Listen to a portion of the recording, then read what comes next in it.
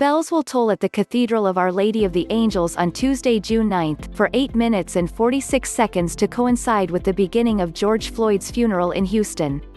Floyd died after being pinned to the ground by a white Minneapolis police officer who placed his knee on Floyd's neck for the same nearly 9-minute interval. The Los Angeles Archdiocese invited parishes in the Southland to ring bells and offer mass and prayers for Floyd in solidarity with all of the people honoring Floyd's life as he is laid to rest.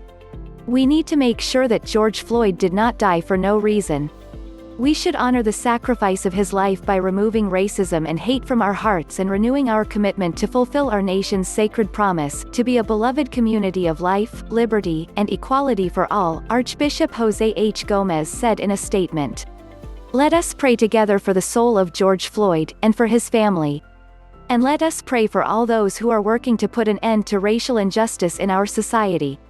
Parishes have been called to celebrate Mass in his honor using prayers from the preservation of peace and justice, and to include prayers for the repose of Floyd's soul and for his family's comfort and peace.